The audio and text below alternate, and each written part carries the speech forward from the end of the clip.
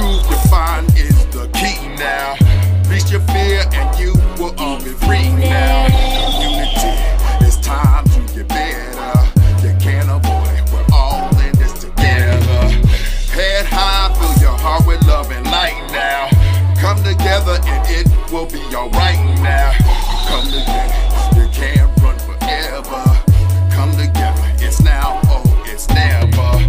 Community, kids are dying in the streets now. Change your mind, unity is all we need now. Community, kids are dying in the streets now. Change your mind, unity is all we need now. Change your mind, unity is all we need now. Change your mind, unity is all we need. Hello, Chris Sanders, Community All Unite TV. Every Thursday from 8 to 8:30 on Comcast, Cable, and Xfinity. That's channels 1097 and 190. We have an excellent guest, a guest that is actually really a pivotal part of our community and helping, I guess I would say you're an activist for the community in a legal profession. You know, a prosecutor is definitely something that's necessary for our community, and the things that she's been doing in the community are definitely something I want to shine a light on. So we have Tracy Thompson, and she's an attorney at law and a prosecutor. Please tell them a little bit about yourself and your life story, your journeys, your successes, and some of your failures, of course, to help these young people in their journey to become possibly an attorney at law.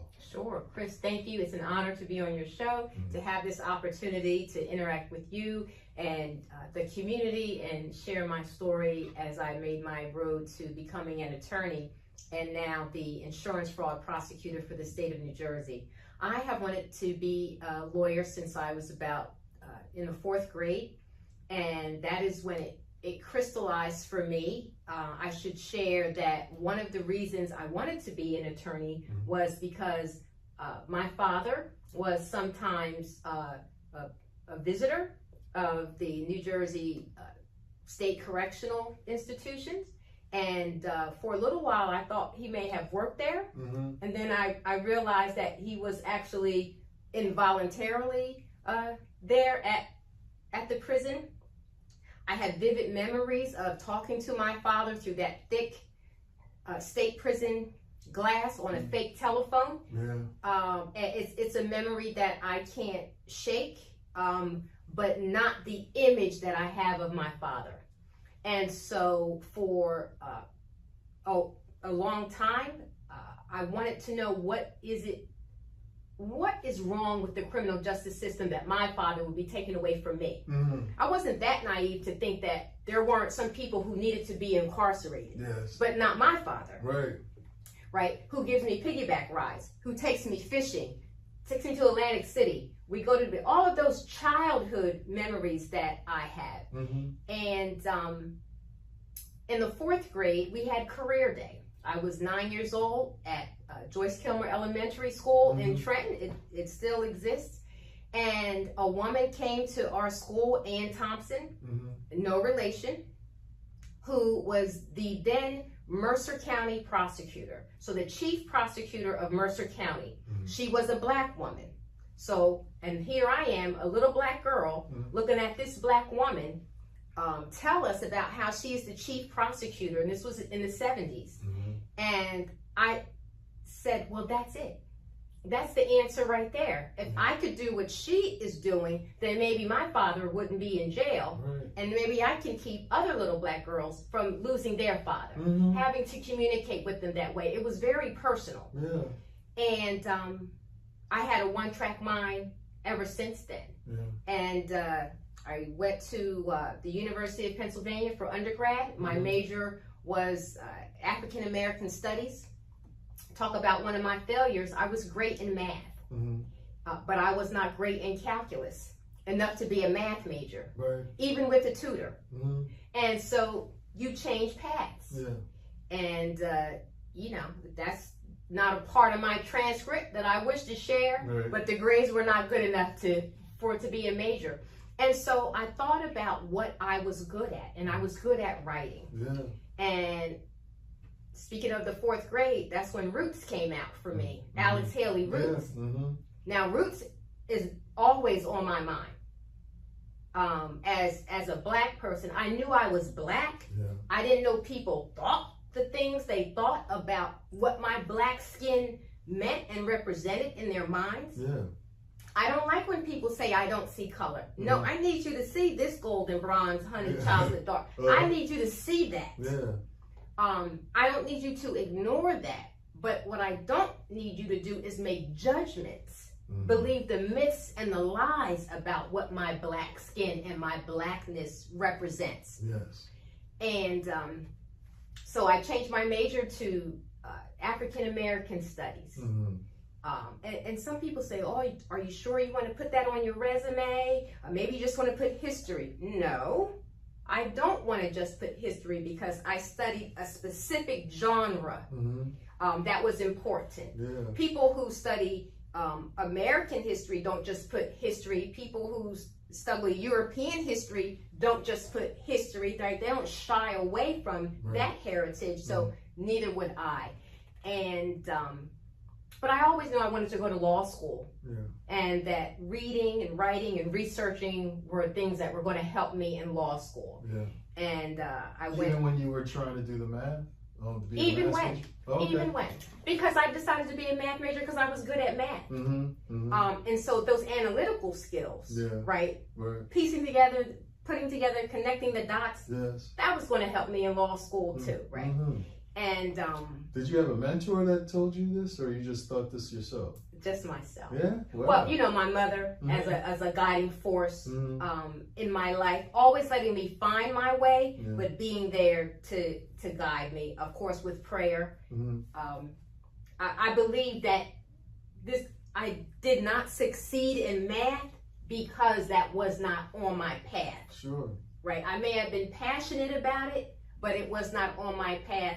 And I'll tell you how it comes up. So I African American Studies, which included slavery. Yeah. I went to law school, and I got into one law school, and that was Temple University Law School. And my first semester, I received a letter telling me that I was in danger of being placed on academic probation. Who? I wanted to be a lawyer since I was 9 years old. I do not do academic probation. This letter was clearly meant for someone else, not me. Yeah. I do not acknowledge this. So I successfully made it through my first year of law school, and second year I received distinguished class performance in my criminal classes. Evidence and criminal procedure, trial advocacy, which was the confirmation of I was meant to be a prosecutor. Part of this. I like tax, I like secure transactions. They did not like me. And that's okay. And I did have a mentor in law school, Joanne Epps, who's former dean and vice provost.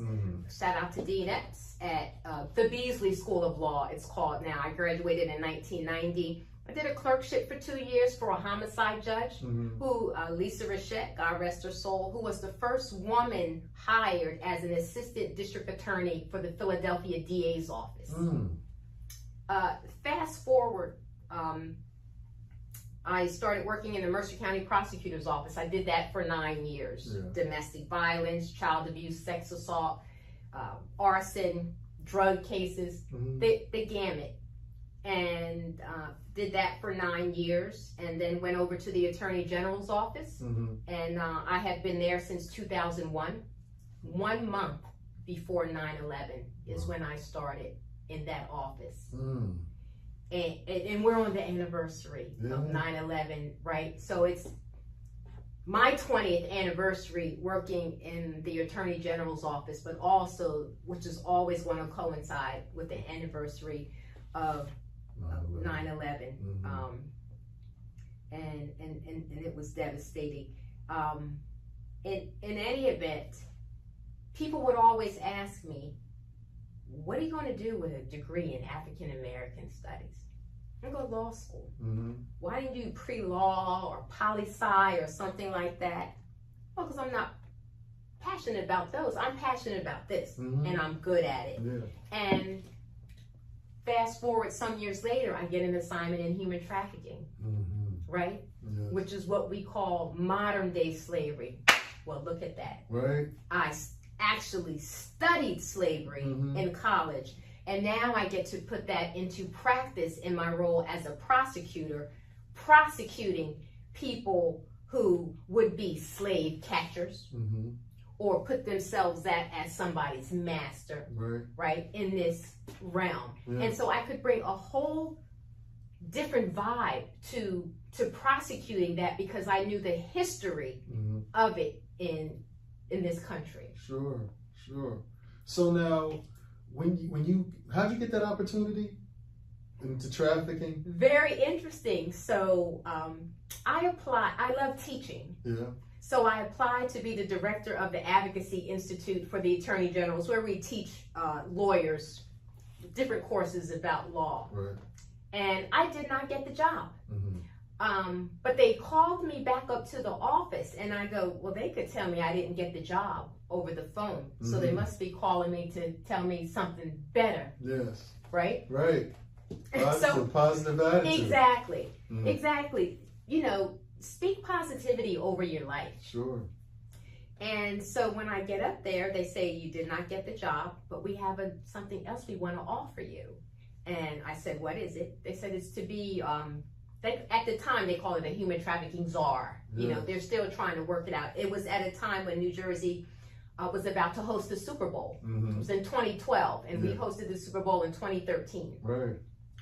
And I said, well, does it come with a raise?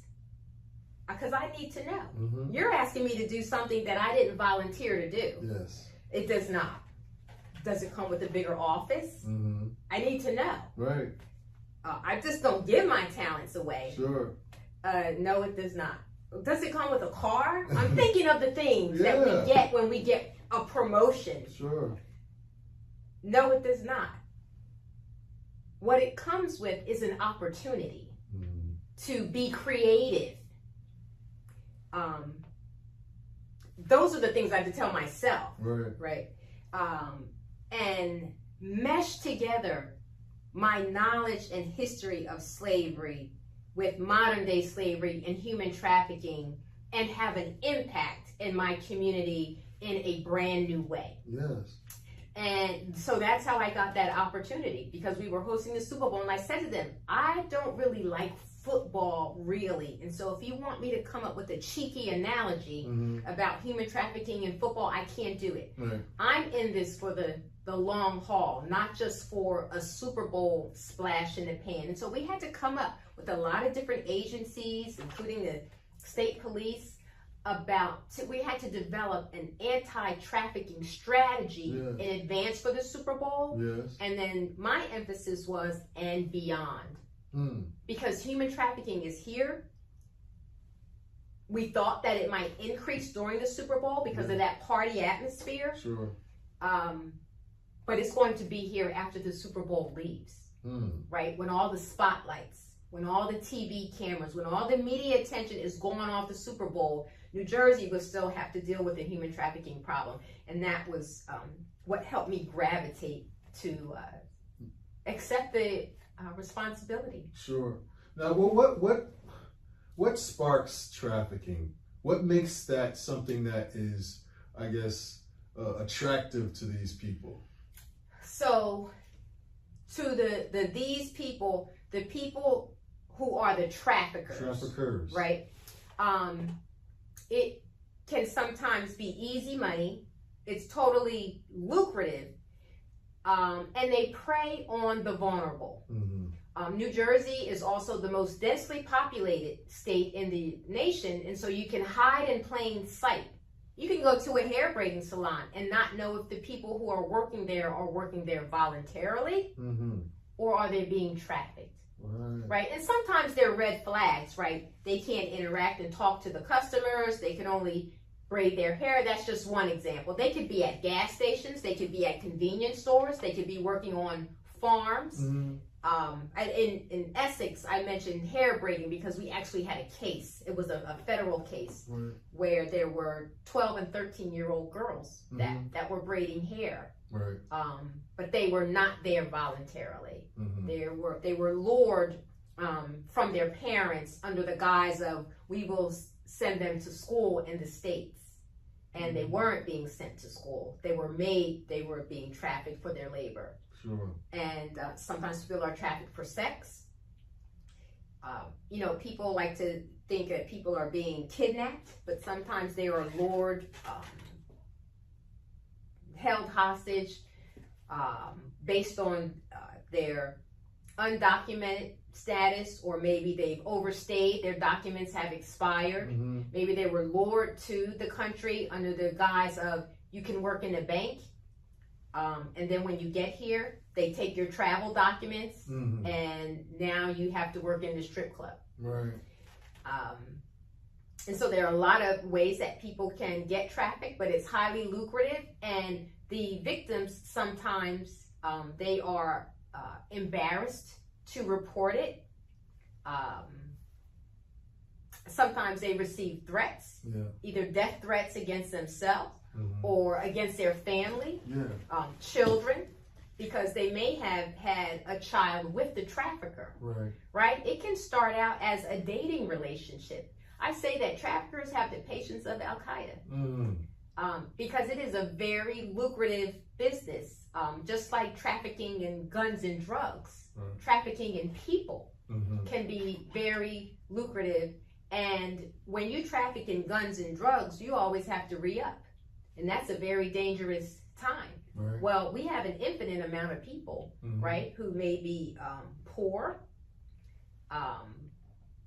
doing things for survival, who may be drug addicted, or who may get drug addicted, right? We think that pot, just because now it is, I say, somewhat legalized, you know, depending on your age, well, you have to trust the pot that you're getting. Right. And so what if the pot that you get is laced with fentanyl or something, right? Heroin, I don't know. Right. And now you become addicted to that, and now you're at the mercy of the person who you had a child with. Sometimes it's parents trafficking, their own children.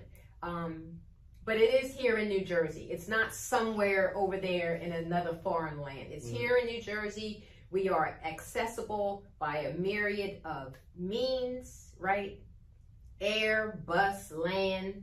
We're right on that 95 corridor where they traffic guns and drugs. They're also trafficking people. So the I guess if you get caught, whatever the I guess punishment is not more attractive than the amount of money you can make. Well, you know, but it's the same reason that people do sell guns and drugs, right? It can be very lucrative, but we do have mandatory penalties. A first-degree money laundering a money laundering charge of a first degree is 20 years to life. If you're trafficking a child, right, that is the most severe penalty that we have for that charge. A second-degree money laundering is 5 to 10 years. So it is a severe penalty, though. And it's similar to money laundering? Yes. So why wouldn't it be more of a penalty? Well, you can't get a life sentence on money laundering. Right. You can get a first degree would be 10 to 20. Yeah. Human trafficking, you can get 20 to life. Oh, 20 to life. Okay, right. There is a difference. Right. Oh, absolutely. Yeah. And another trafficking is, I heard, was organs. You know, they're you know, but doctors have to be involved with that. There's a lot of higher level people that are involved with this trafficking thing. Absolutely. Now, organ trafficking has not been part of my forte or background. Maybe they were doctors at one time. They may no longer have a doctor's license. What they do need to know how to do is cut people. Right? And not everybody who is cutting somebody is a doctor, is a licensed physician. This may not be occurring in a hospital type setting. Interesting. So now, how do you find it? Is this the same thing as follow the money, and you usually follow it to some type of corporation or some type of, big, I would say 1%, the 1% is a part of this, or what do you usually find? Is it this more of like a lower level community type of issue? Well, human trafficking occurs at all levels. All levels. It can occur, I say, on the basic community level. I mean, you never really know what's going on behind closed doors. Mm-hmm. And this is why we say that traffickers are able to hide in plain sight. And so you could think that people are on a date, but they're not really on a date. Mm-hmm. And this is why people hesitate to report. Yeah. On the Division of Criminal Justice websites, there are some red flag indicators. Sometimes people look at age disparities. They look at the relative power dynamics. Mm-hmm. They look at, does the person look like he or she is able to stand up and walk? Mm-hmm.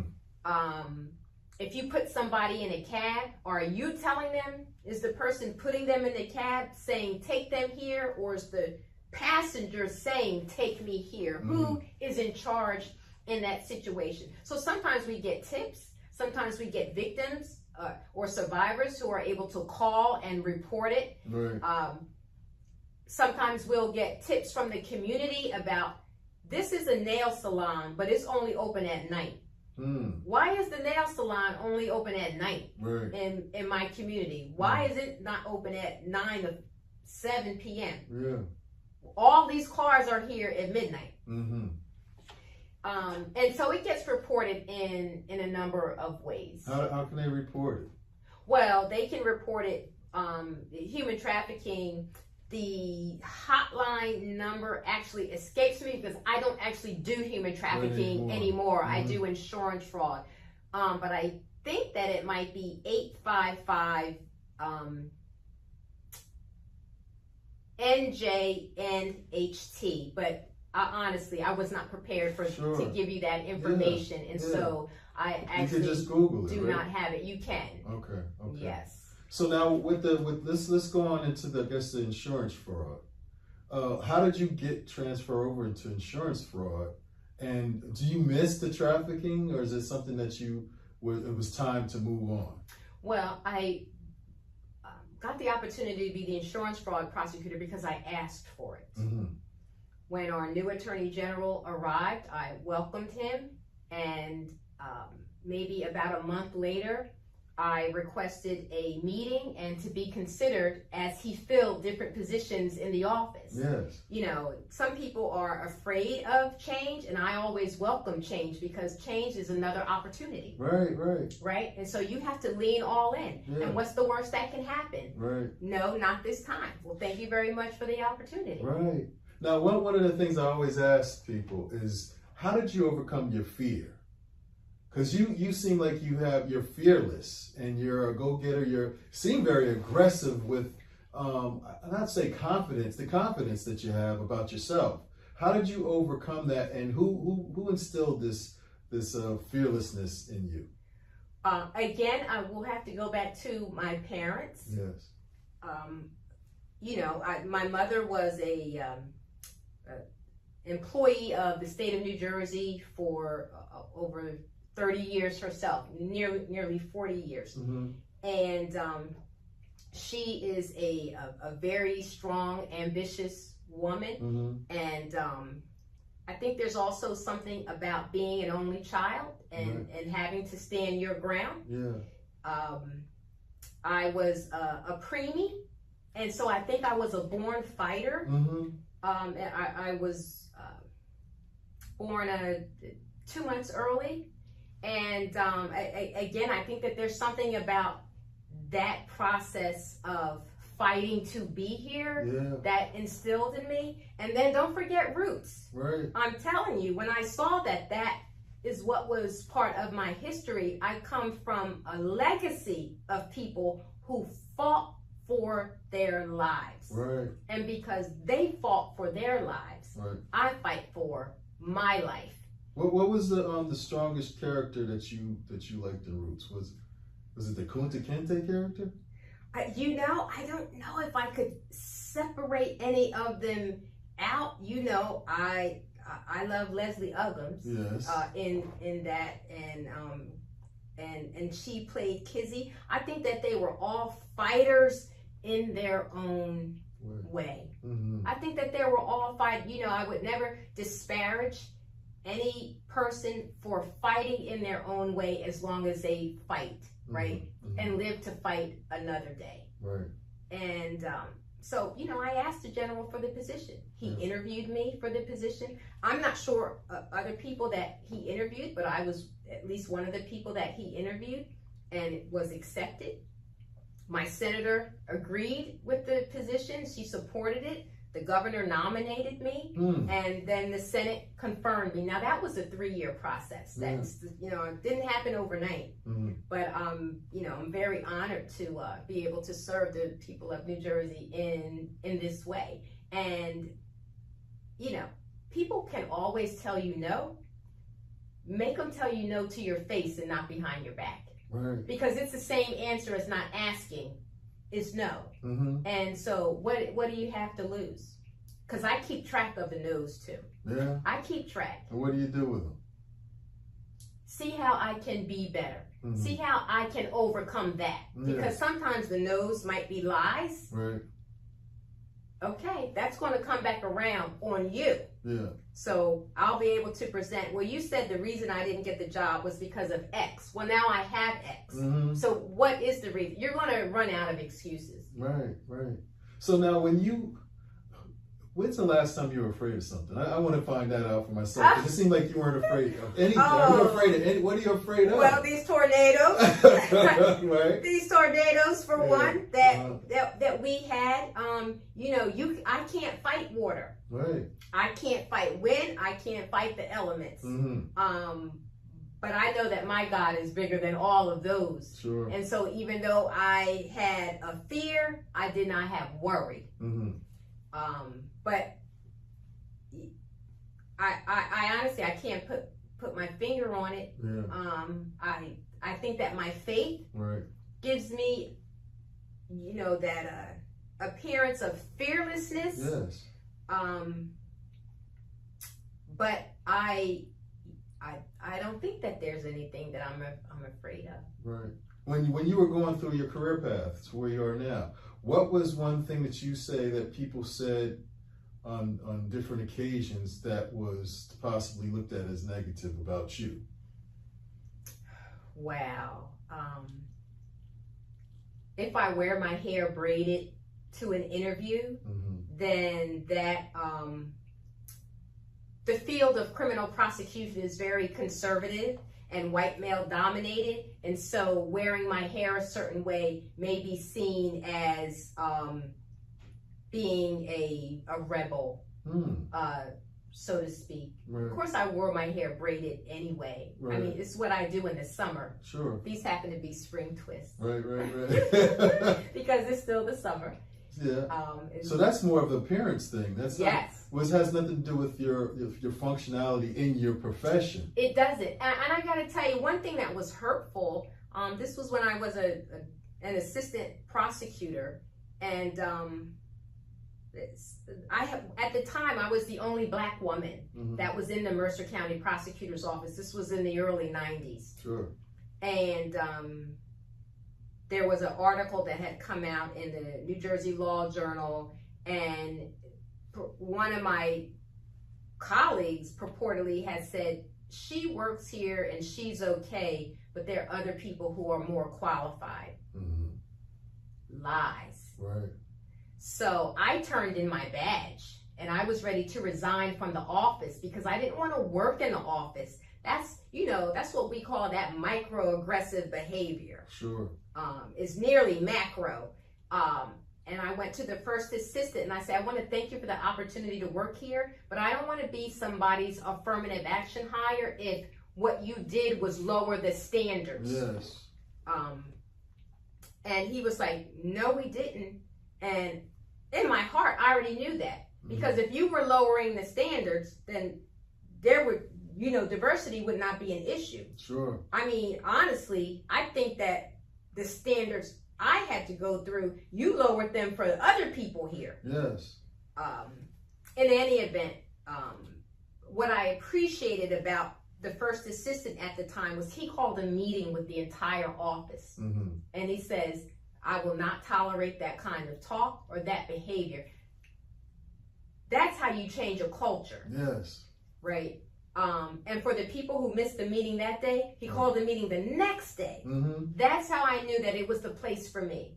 Because I'm not going to let somebody run me away from a job. I felt like I had a lot to give to the community to help maintain or even establish credibility with the community that this office is not here to harm you. Yes. This office is here to help you. Right? And so I can help people who are victimized,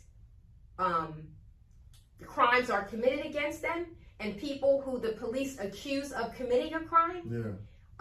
If that was done, in a way that is not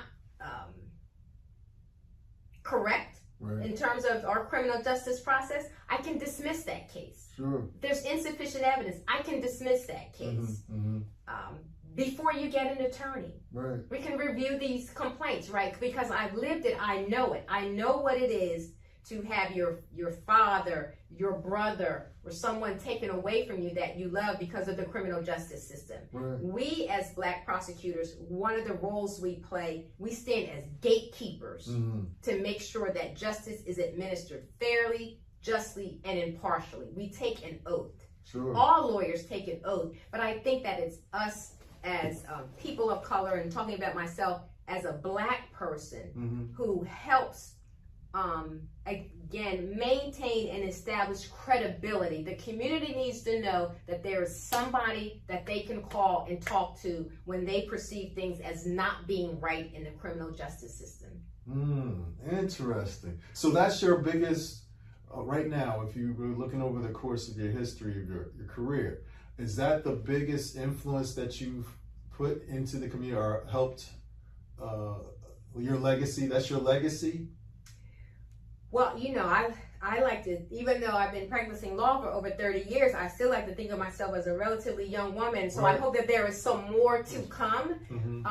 But I've always made myself readily accessible to the community. I distribute my cards everywhere I go, even when I speak out of school to second and third graders. I tell them, if you need help, you can call. I tell them, Miss Tracy. And then I would ask them, if you need help, who are you going to call? Miss Tracy. Very good. And they each have and sometimes I'm sure they lose them.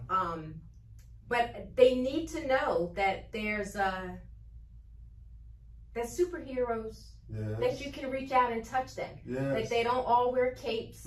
Sometimes they wear a suit. Of course, sometimes they wear jeans and a t-shirt too. And they are your neighbors. Interesting.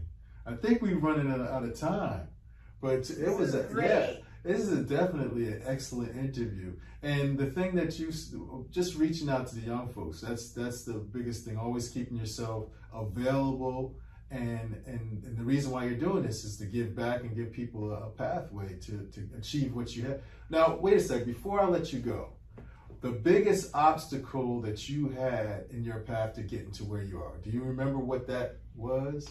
Wow, the biggest obstacle. Well, I can tell you that one of the biggest tragedies because I look at obstacles as opportunities.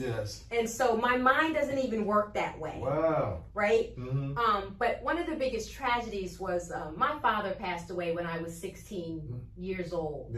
And I was with him at his bedside in the hospital. And his funeral was on my birthday. Which was Christmas Eve.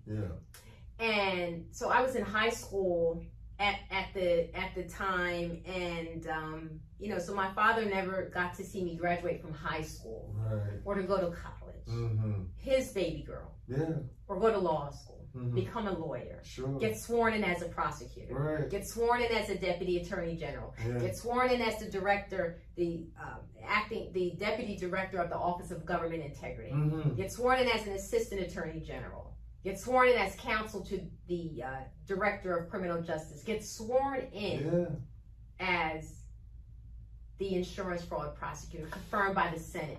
So many, died when he was 39. Right. And so not a birthday goes by where I don't think about my father, and as time goes on, the sound of his voice is a little more faint in my heart. Right.